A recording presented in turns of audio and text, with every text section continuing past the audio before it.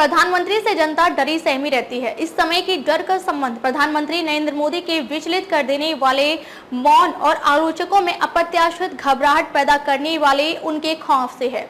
इंदिरा गांधी बोलती भी थी और ना चाहते हुए भी देशी विदेशी मीडिया के सभी तरह के प्रश्नों के उत्तर देती थी। करण थापड़ जैसे पत्रकार उस दौर में भी होते थे। इस काल में सवालों के जवाब के लिए मोदी के मौन के पीछे छुपी भाषा को पढ़ना पड़ता है। देखिए श्रवण गर्ग की खास रिपोर्ट। नमस्कार, मैं अंजना द विश्व प्रेम न्यूज और हरियाणा न्यूज फ्लैश से। तो चलिए शुरुआत करते हैं इस वक्त की बड़ी खबर से।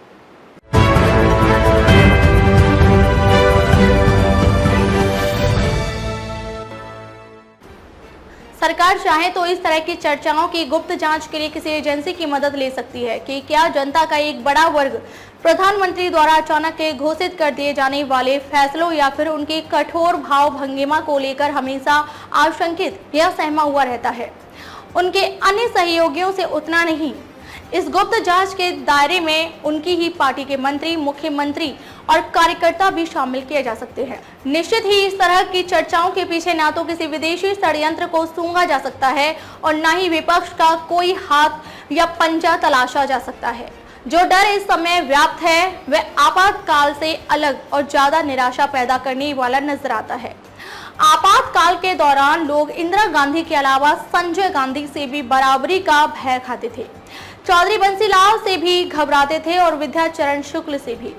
तुम भी विद्या हम भी विद्या वाले प्रसंग के बाद से तो और ज्यादा ही। दिल्ली में तुर्कमान गेट की घटना और जबरिया नसबंदी के बाद तो संजय गांधी आतंक के प्रतीक बन गए थे। फिर कई राज्यों में उस समय दिल्ली के प्रति जरूरत से ज्यादा वफादार मुख्यमंत्री भी मौजूद थे। इस समय की बात कुछ और ही है। मोदी संसद में उपस्थित रहते हुए भी अपने आप को अनुपस्थित कर लेते हैं और अनुपस्थित रहते हुए भी उनकी सूक्ष्म नजरें दोनों सदनों की हर एक सीट पर रहती हैं। तृणमूल कांग्रेस के डेरेक ओब्रायन पूछते भी हैं कि राज्यसभा में जब दो पूर्व प्रधानमंत्री उपस्थित रहते हैं, मोदी क्यों अनुपस्थित रहते हैं। डेरेक यह भी कहते हैं कि क्या गत्ते का बना उनका कोई बड़ा सा कटआउट लगकर संसद का काम चलाया जाए। मानना यह भी होगा कि एक बड़ा प्रतिशत ऐसे लोगों का भी है जो प्रधानमंत्री से प्रेम करता है, उनके प्रति पूरी तरह से समर्पित है और जिसे इस बात से कोई फर्क नहीं पड़ता कि मोदी विपक्ष को दिखाई नहीं देते। इन समर्पितों को लगता है कि घबराया हुआ विपक्ष प्रधानमंत्री की संसद में शारीरिक उपस्थिति के दौरान ही देश के समक्ष अपनी स्वयं की उपस्थिति को दर्ज कराने की हिम्मत दिखाना चाहता है। जब कोई व्यक्ति या समूह किसी वस्तु या अन्य व्यक्ति से डरता है तो उसकी तरफ ही लगातार देखते रहना चाहता है। उसकी गैर मौजूदगी से उसे और भी ज्यादा डर महसूस होता है। मोदी को लेकर विपक्ष और उनके आलोचकों की स्थिति ऐसी ही है। इस संभावना को खारिज नहीं किया जा सकता कि प्रधानमंत्री अपने बाहरी और भीतरी सभी तरह के विरोधियों की इस कमजोरी को अच्छे से पहचानते भी होंगे। विपक्ष इस वक्त जितने भी मुद्दे उठा रहा है, मोदी उन पर सार्वजनिक रूप से कोई चिंता जताकर अपने डाई हार्ड मतदाताओं के बीच यह भय नहीं फैलने देना चाहते होंगे कि कहीं भी कुछ गलत चल रहा है। लद्दाख में चीन द्वारा किया गया अतिक्रमण इसका उदाहरण है।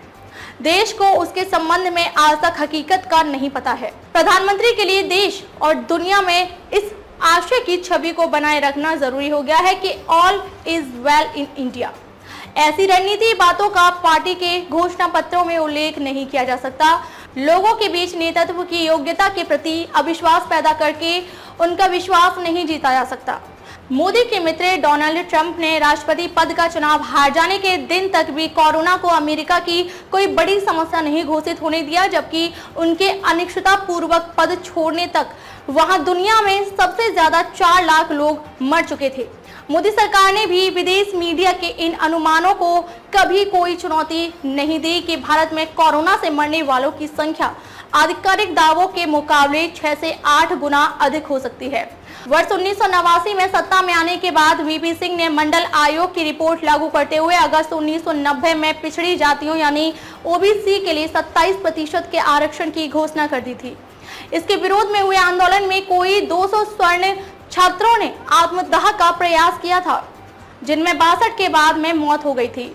इस बात का निश्चित तौर पर कभी पता नहीं चल पाया कि इस आंदोलन को सभी तरह के आरक्षण की विरोधी भाजपा का भी कोई अंदरूनी समर्थन प्राप्त था कि नहीं।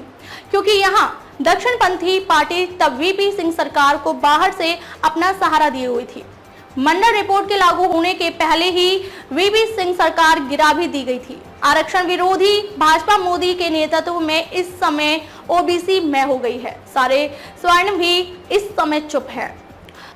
भाजपा ने पलक झपकते ही अपना स्वर्ण चोला उतार कर पिछड़ों की सेवा का नया गण वेश धारण कर लिया और देश में कहीं कोई आहट भी नहीं होने दी। सफलतापूर्वक प्रचारित किया जा रहा है कि मोदी स्वयं भी पिछड़े वर्ग से ही है। सच्चाई यह है, मोदी का हाथ अपनी समर्थक जनता की सबसे कमजोर और इमोशनल नब्ज पर सख्ती से पड़ा हुआ है, जबकि उनके विरोधी हौले हौले उन नसों को ही टटोलने में अपनी ताकत लगाए हुए हैं, जहां धड़कनों या बुखार का कभी पता नहीं चलता। इसे मोदी की आवाज, उनकी प्रति भक्ति या फिर डर का ही चमत्कार माना जा सकता है कि उनके एक इशारे पर लोग कतारों में भूखे प्यासे भी खड़े हो जाते हैं, हजारों किलोमीटर पैदल चलने लगते हैं और बजाय भोजन पकाने के खुशी के मारे खाली थालियां ही कटोरियों से बजाने लगते हैं। मोदी उन पर सार्वजनिक रूप से कोई चिंता जताकर अपने डाई हार्ड मतदाताओं के बीच यह भय नहीं फैलने देना चाहते होंगे कि कहीं भी कुछ गलत चल रहा है। लद्दाख में चीन द्वारा किया गया अतिक्रमण इसका उदाहरण है। देश को उसके संबंध में आज तक हकीकत का नहीं पता है। प्रधानमंत्री के लिए देश और दुनिया में इस आशय की छवि को बनाए रखना जरूरी हो गया है कि all is well in India. ऐसी रणनीतिक बातों का पार्टी के घोषणा पत्रों में उल्लेख नहीं किया जा सकता। लोगों के बीच नेतृत्व की योग्यता के प्रति अविश्वास पैदा करके उनका विश्वास नहीं जीता जा सकता। अब तक के लिए बस इतना ही, फिर मिलते हैं कुछ ऐसी ही बड़ी खबर के साथ। तब तक के लिए नमस्कार और देखते रहिए द विश्व प्रेम न्यूज और हरियाणा न्यूज फ्लैश।